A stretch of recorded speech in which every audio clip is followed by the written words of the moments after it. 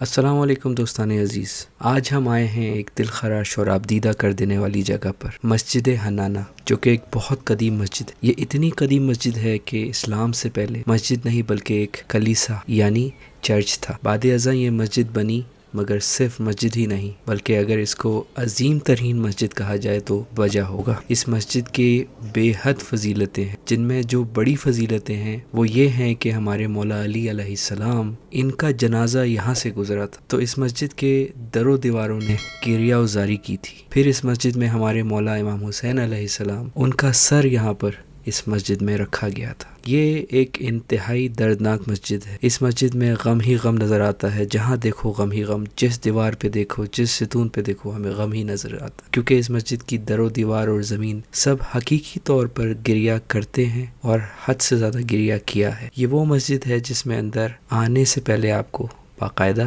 اجازت لینی پڑتی ہے، یہاں اجازت لینی لازم ہے۔ بے شک پوری دنیا میں اس جیسی مسجد نہ ہے اور نہ کبھی ہو سکے گی۔ مسجد حنانہ، مسجد حنانہ کی بہت ساری روایات ہیں۔ یہ مسجد نجف اور کوفہ کے بالکل درمیان، یعنی مولا کی قبر جو کہ نجف میں ہے اور کوفہ جو مولا کا گھر آپ لوگوں نے زائرین نے دیکھا ہے، اس کے بالکل درمیان میں واقع ہے۔ اس مسجد کو حنانہ کہتے ہی اس لیے ہیں کیونکہ حنانہ کا مطلب عربی میں رونا یا گریہ زاری کرنا ہوتا ہے، تو اس سے آپ کو اندازہ ہو سکتا ہے کہ یہ مسجد کس قدر غمگین جگہ ہے۔ ہمارے چھٹے امام، امام صادق علیہ السلام جب یہاں آئے تو انہوں نے یہاں آ کر خوب گریہ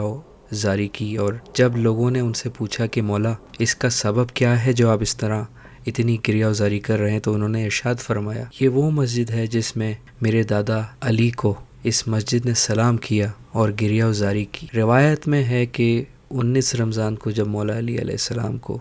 ملون ابن ملجم نے ضربت لگائی تو مولا زخمی ہوئے، اور اس کے بعد جب 21 رمضان کو ان کی شہادت ہوئی تو اس کے بعد جب مولا کا جنازہ اٹھایا گیا تو وہ جنازہ کوفے سے نجف کے لیے روانہ کیا گیا۔ جب وہ جنازہ اس مقام پر یعنی مسجد حنانہ پہنچا تو اس مسجد کے در و دیوار نے گریہ زاری کی اور حد سے زیادہ گریہ زاری شروع کر دی، اور اس قدر گریہ کیا کہ یہ مسجد کا ایک ستون جو باہر آپ نے مینار بھی دیکھا ہے، یا اس کو ستون کی شکل تھی، عظمت سے جھک گیا، گریہ زاری میں عظمت سے جھک گیا۔ وسائل الشیعہ میں بھی ارشاد ہوا ہے کہ جب امام صادق علیہ السلام ایک مقام پر پہنچے تو انہوں نے حد سے زیادہ گریہ زاری شروع کی، تو جب اصحاب نے ان سے پوچھا کہ مولا یہ بتائیں کہ آپ کیوں اتنے رو رہے ہیں، تو مولا نے فرمایا کہ اے لوگوں، یہ وہ مقام ہے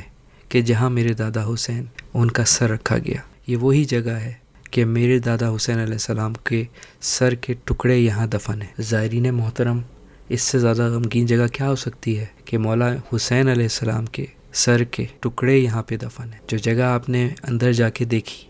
یہی وہ جگہ ہے جہاں مولا کے سر کے ٹکڑے ہیں۔ اب اگر میں نے یہ بتا دیا کہ یہ سر کے ٹکڑے کس طرح یہاں پہ دفن ہوئے تو میرا نہیں خیال کہ کسی آنکھ سے آنسو نہ نکلے گا۔ جب کربلا سے اسیروں کا قافلہ کوفے کی طرف آیا تو ابن زیاد ملون کے پاس شمر اجازت طلب کرنے آیا اور بولا کہ میں یہ کارواں لے کر آ گیا ہوں، اور کہا کہ مجھے حکم دو تو میں اسیروں کو اور ان کے سروں کو اور سر حسین کو آپ کے سامنے پیش کروں۔ ابن زیاد ملون نے کہا کہ ان کو کوفے کے باہر ہی کھڑا کیا جائے۔ اس کے بعد رات بھر کوفے کو سجایا گیا، جبکہ شہزادیاں یہاں مسجد حنانہ میں انہوں نے قیام کیا اور گریہ زاری کی۔ اس کے بعد کا واقعہ میں سناؤں گا جو کہ اس وقت مسجد حنانہ کا غمگین ترین واقعہ ہے۔ پہلے تو مولا علی کی شہادت اور ان کے جنازے پہ اس مسجد نے گریہ کیا، اور اس کے بعد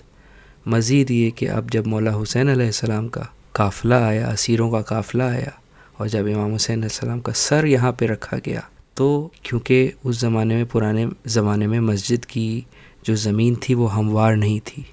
تو جب سر رکھا گیا تو کبھی سر ایک طرف گرتا تو کبھی سر دوسری طرف گرتا۔ معمولاً ہوتا یہ ہے کہ اس کے بعد کرنا یہ چاہیے تھا کہ زمین کو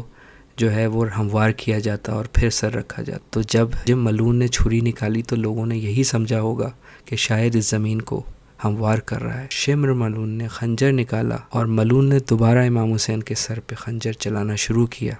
اور آپ کی گردن کو تراشنا شروع کیا، تو اس کا جو سر کے مزید ٹکڑے تھے وہ زمین پہ گرے، اور گردن کے اوپر جو اضافی گوشت تھا اس کو کاٹ ڈالا اس ملون نے۔ اس کے بعد ملون نے سر مبارک کو زمین پر رکھا اور پھر پوری رات بیویوں نے اس زمین پر گریہ زاری کی۔ اور اس مسجد کے حوالے سے یہ بھی فرمایا گیا ہے کہ طفلان مسلم کے جو سر تھے وہ بھی یہاں پہ لائے گئے تھے۔ دوستو لوگ کہتے ہیں کہ اس مسجد نے جب گریہ ازاری کی تھی تو اس طرح کی آوازیں آتی تھیں کہ جیسے کوئی اونٹنی کا بچہ روتا ہے۔ تو زائرین یہ وہ مسجد ہے آپ کو جو اب ہم نے روایات بتائی ہیں، ان میں سے کئی روایات جو ہیں وہ آپ لوگ زیارت کرنے آتے ہیں اور آپ لوگوں کو نہیں پتہ ہوتا۔ تو یہ جو میں نے ابھی آپ کو واقعہ سنایا ہے، امید کرتا ہوں کہ اس واقعے کو ذہن میں رکھ کر اب آپ جب بھی انشاءاللہ مولا آپ کو زیارت نصیب کرے تو آپ جب بھی زیارت پہ آئیں گے تو پھر جب بھی مسجد حنانہ کی طرف آپ کا انشاءاللہ زیارت کا پروگرام ہوگا تو ضرور یہاں پہ آئیں اور یہ مصائب یاد رکھیں اور ہمیں دعاؤں میں یاد رکھیں۔ اجازت چاہتا ہوں اگلی ویڈیو تک کے لیے۔ اللہ حافظ۔